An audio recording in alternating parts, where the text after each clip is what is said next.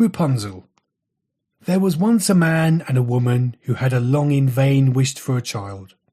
At length the woman hoped that God was about to grant her desire. These people had a little window at the back of their house, from which a splendid garden could be seen, which was full of the most beautiful flowers and herbs. It was, however, surrounded by a high wall, and no one dared to go into it because it belonged to an enchantress, who had great power and was dreaded by all the world. One day the woman was standing by this window and looking down into the garden, when she saw a bed which was planted with the most beautiful rampion, Rapunzel, and it looked so fresh and green that she longed for it. She quite pined away and began to look pale and miserable. Then her husband was alarmed and asked, "What ails you, dear wife?" "Ah," she replied, "if I can't eat some of the rampion which is in the garden behind our house, I shall die."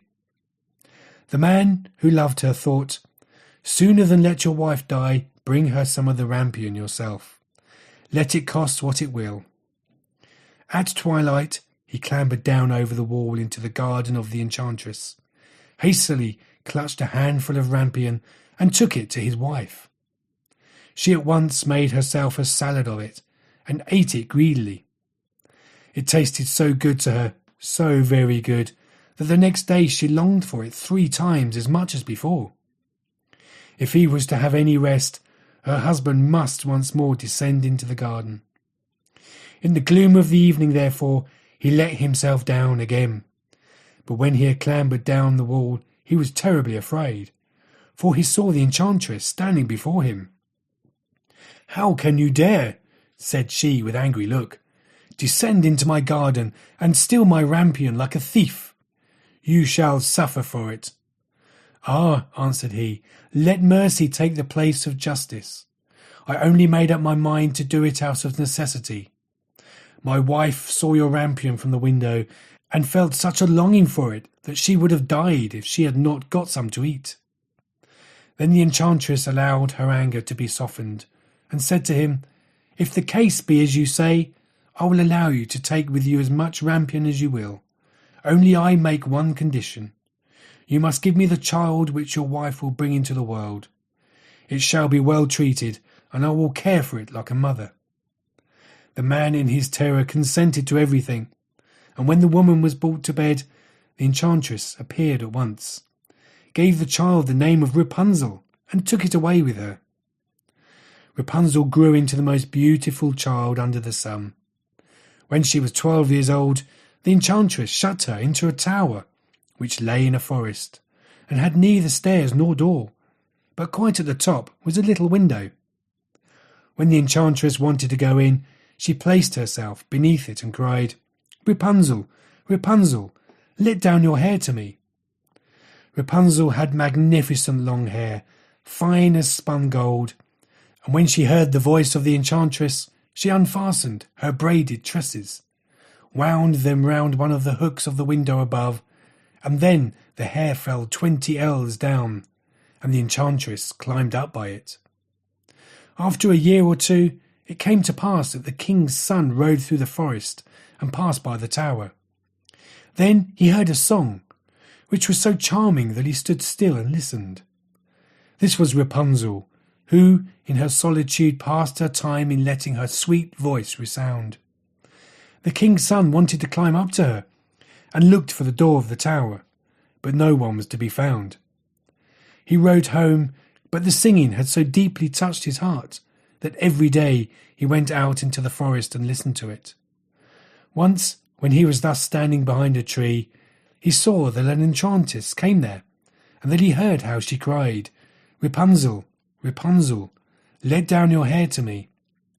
Then Rapunzel let down the braids of her hair, and the enchantress climbed up to her. "If that is a ladder by which one mounts, I too will try my fortune," said he, and the next day, when it began to grow dark, he went to the tower and cried, "Rapunzel, Rapunzel, let down your hair to me." Immediately the hair fell down, and the king's son climbed up. At first Rapunzel was terribly frightened when a man, such as her eyes had never yet beheld, came to her, But the king's son began to talk to her quite like a friend, and told her that his heart had been so stirred that it had let him have no rest, and he had been forced to see her. Then Rapunzel lost her fear, and when he asked her if she would take him for her husband, and she saw that he was young and handsome, she thought, "He will love me more than old Dame Gothel does," and she said yes, and laid her hand in his. She said, "I will willingly go away with you, but I do not know how to get down. Bring with you a skein of silk every time that you come, and I will weave a ladder with it. And when that is ready, I will descend, and you will take me on your horse."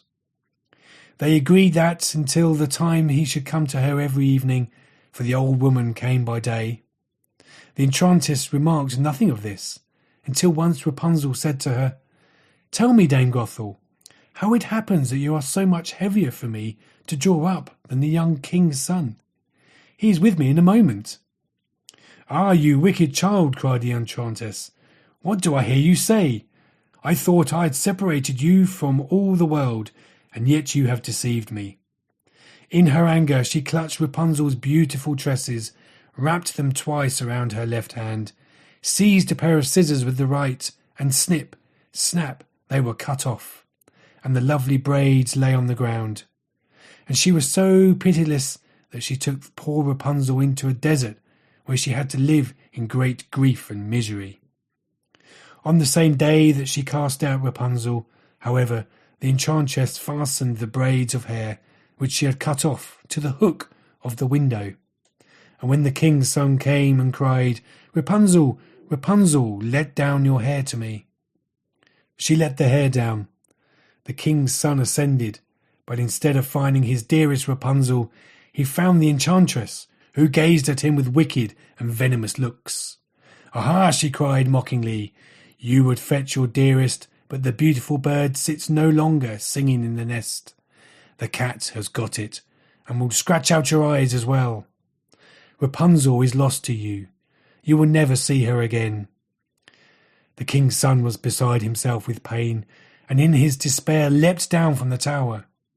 He escaped with his life, but the thorns in which he fell pierced his eyes. Then he wandered quite blind about the forest, ate nothing but roots and berries, and did naught but lament and weep over the loss of his dearest wife. Thus he roamed about in misery for some years, and at length came to the desert where Rapunzel, with the twins to which she had given birth, a boy and a girl, lived in wretchedness. He heard a voice, and it seemed so familiar to him, that when he went towards it, and when he approached, Rapunzel knew him, and fell on his neck and wept. 2 of her tears wetted his eyes, and they grew clear again, and he could see with them as before. He led her to his kingdom, where he was joyfully received, and they lived for a long time afterwards, happily and contented. Subscribe to the channel and give a thumbs up.